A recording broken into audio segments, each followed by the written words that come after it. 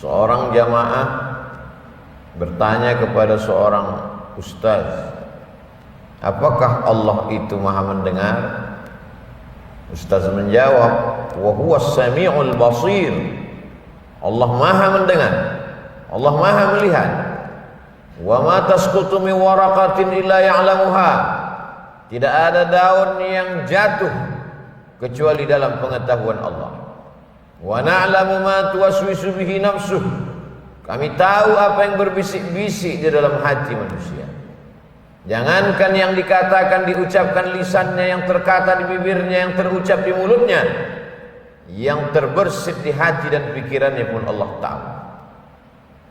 Lalu kata jamaah, kalau memang Allah maha tahu, mengapa sampai hari ini Allah belum juga mengabulkan doa-doa yang kupanjatkan di tengah malam yang sunyi, dengan suara yang lirih di tengah sujudku?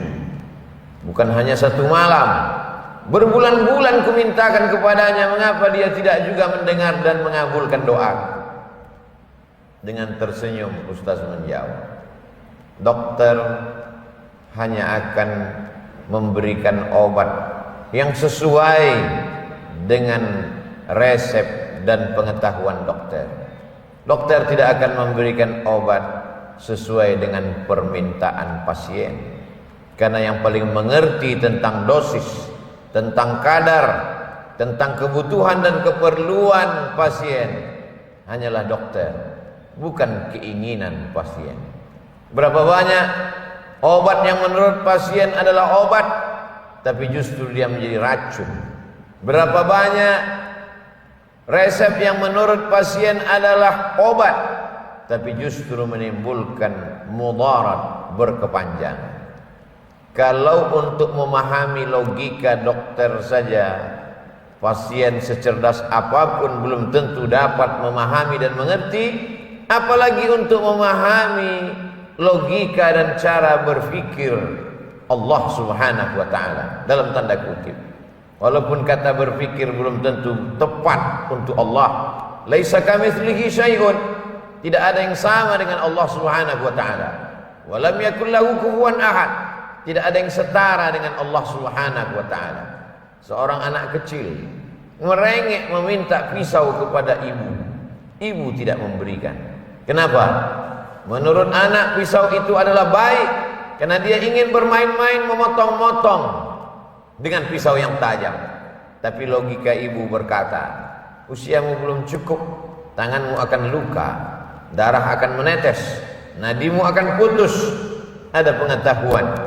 Maka Allah menjelaskan melalui lisan Nabi Muhammad SAW, asa an takrahu syai'an, boleh jadi kau benci sesuatu, wa huwa khairul lakum, tapi yang kau benci itu baik menurut pandangan Allah. Asa an takrahu syai'an, boleh jadi kau benci pada sesuatu, wa yaj'alallahu fihi khairan katsira, tapi di balik kebencian itu ada kebaikan dan hikmah yang banyak. Hanya saja terkadang emosional manusia, keinginan yang menggebu-gebu, hasrat dan hawa nafsu membuat dia merubah Allah subhanahu wa ta'ala, bukan lagi menjadi sembahan, tapi menjadi pemuas nafsu keinginannya. Dia ingin Allah memenuhi segala keperluan permintaannya. Dia tidak pernah menganggap Allah sebagai Al-Khaliq, pencipta. Allah adalah Rabb, pencipta, pemelihara, pelindung, pengayom, pemberi rezeki. Oleh sebab itu Nabi Ibrahim berkata, Rabbi, ya Allah, Engkau yang menciptakan aku. Rabbi, ya Allah, Engkau yang memelihara dan menjagaku.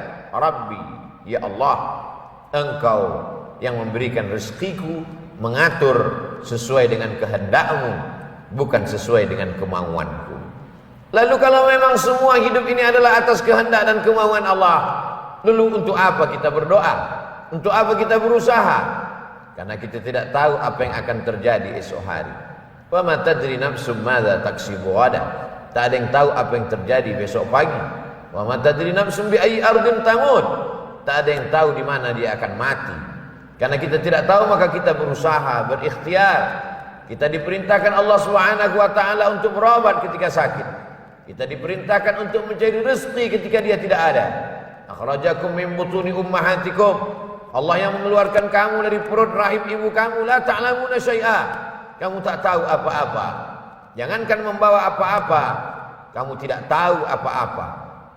Lalu kemudian dia kayakan kamu, dia beri kamu kuasa, dia titipkan. Itu semua adalah ujian. Maka ada hamba yang meminta, memohon kepada Allah, tapi setelah permohonan itu dia berkata, kalau memang ini baik bagiku, untuk duniaku, untuk keluargaku, untuk akhiratku, untuk amalku, perkenankanlah ya Allah. Tapi kalau ini hanya akan merusak keyakinanku, merusak silaturahimku, merusak imanku, maka jauhkanlah. Ini adalah ungkapan orang yang penuh dengan kebijaksanaan. Boleh jadi baik menurut pandangannya, tapi belum tentu baik menurut hikmah pandangan Allah Subhanahu wa ta'ala. Ketika kita menyerahkan kemauan kita menurut kemauan kehendak Allah, kita satukan keinginan kita dengan keinginan Allah. Saat itu kita serahkan hanya kepada Allah. Orang yang berserah diri kepada Allah, perbuatan dia menyerahkan kemauannya kepada kemauan Allah, perbuatan itu disebut dengan Islam.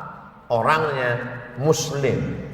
Maka kita meminta, kita memohon, kita berusaha, kita berprasangka, kita berprediksi, tapi semuanya kita serahkan kepada kehendak Allah Subhanahu wa ta'ala.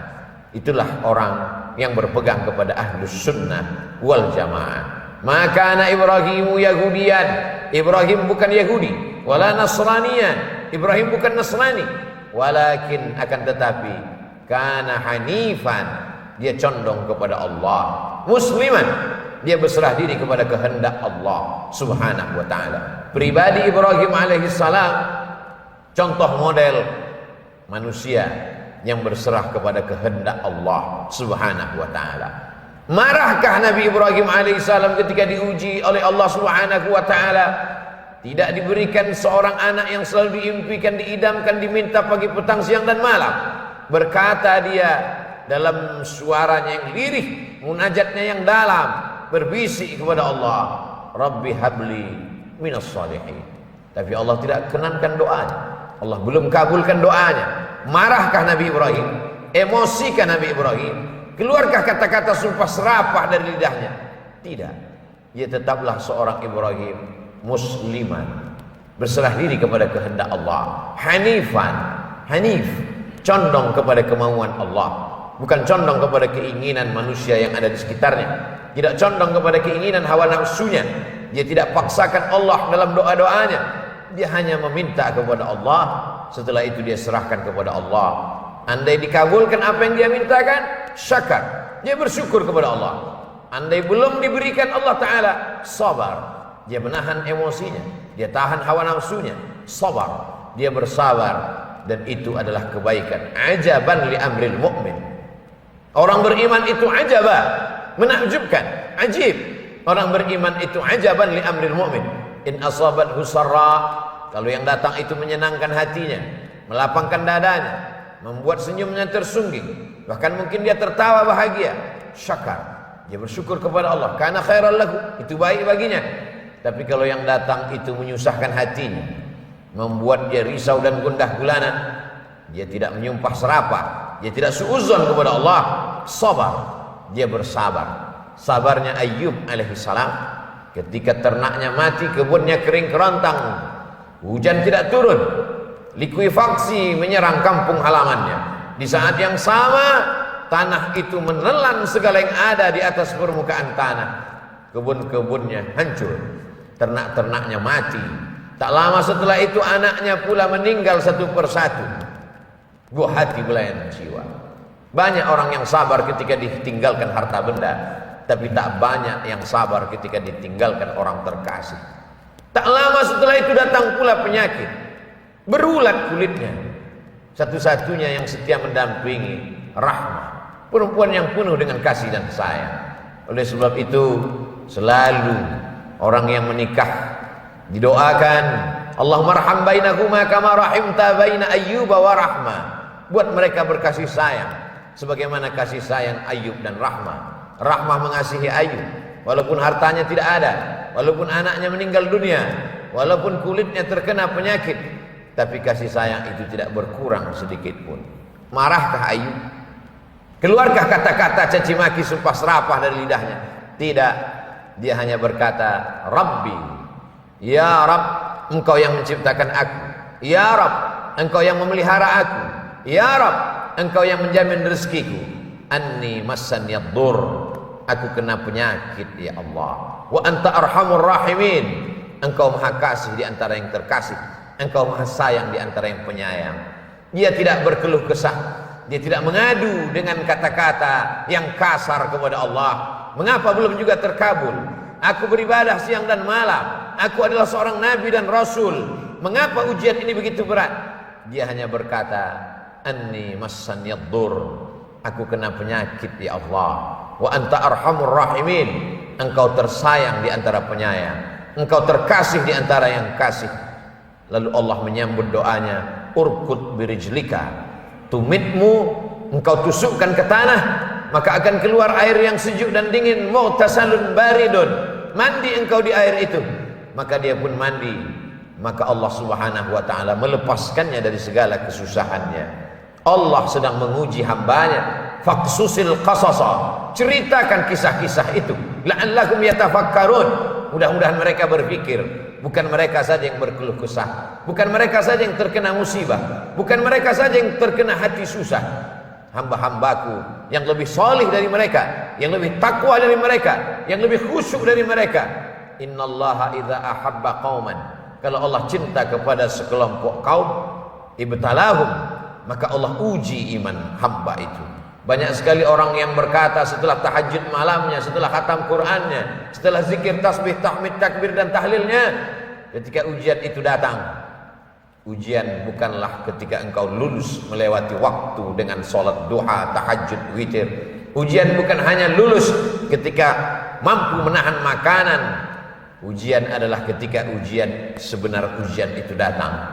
Hasiban nasu ayyutsraku ayyaqulu amanna, apakah manusia itu akan dibiarkan begitu saja berkata amanna, kami beriman, wa hum la yuftanun, padahal mereka belum diuji.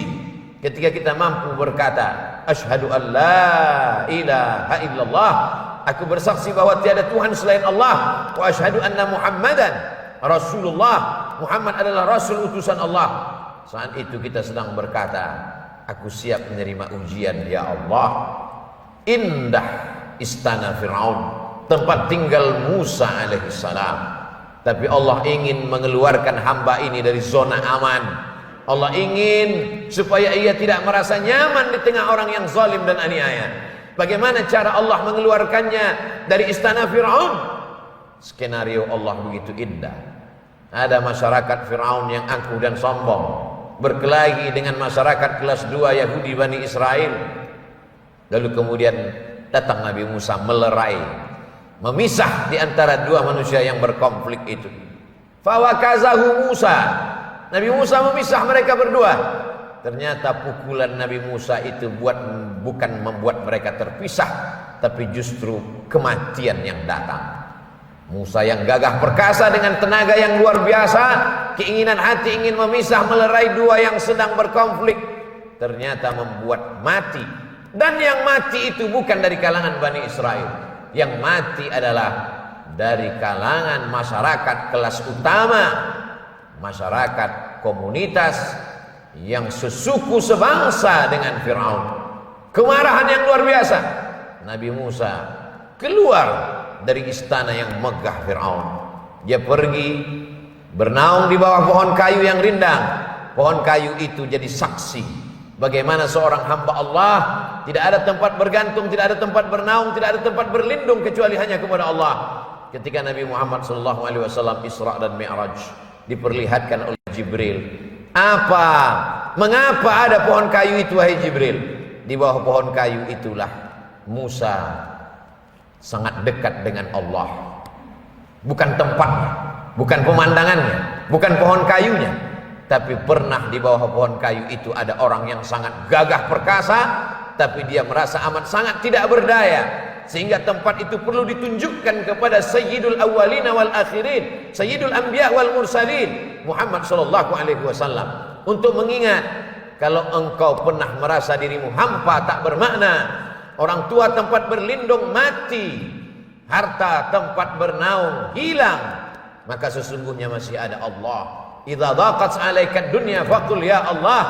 Hari ini COVID-19 meluluh lantakkan hasil usaha manusia. Berapa banyak bisnis yang hancur lebur. Ketika usaha hilang, maka imun pun jatuh. Ketika imun turun, maka disitulah COVID menyerang. Maka tidak ada jalan lain kecuali kembali ke jalan Allah. Fafirru ilallah, larilah ke jalan Allah, bukan lari menjauh dari jalan Allah. Berapa lama engkau sanggup dininabobokkan, dilenakan, ditenangkan oleh khamar dan narkoba? Berapa lama engkau sanggup ditenangkan oleh sahabat-sahabat yang jauh dari Allah? Berbisiklah ke tanah, memintalah kepada Allah. Makhluk-makhluk, malaikat-malaikat di langit mendoakan. Di tengah malam yang sepi, fi jawfil lail, di tengah malam yang sunyi, bermunajatlah kepada Allah. Besar ujian ini, angkat kedua tanganmu, katakan Allahu Akbar. Ada yang maha besar. Dahsyat pukulan ini, ada yang maha dahsyat. Ulangi katamu, Allahu Akbar kabira. Kalau selama ini kau dipuji, dipuja, diagungkan, hari ini kau ditinggalkan, maka pujian hanya milik Dia. Walhamdulillahi katsira. Selama ini kau salah, kau sucikan selain Allah, hari ini sucikan Allah. Wa subhanallahi bukratan wa asila. Hari ini kau tidak menghadap kepada makhluk, kau tidak menghadap kepada manusia yang lemah, tapi menghadaplah kepada Dia. Wajjahtu wajhiya lilladzi fataras samawati wal arda. Bersikaplah seperti Ibrahim, hanifan, condong kepada Allah, musliman, hanya berserah diri kepada Allah. Wa ma ana minal musyrikin. Aku tidak meminta kepada selain Allah.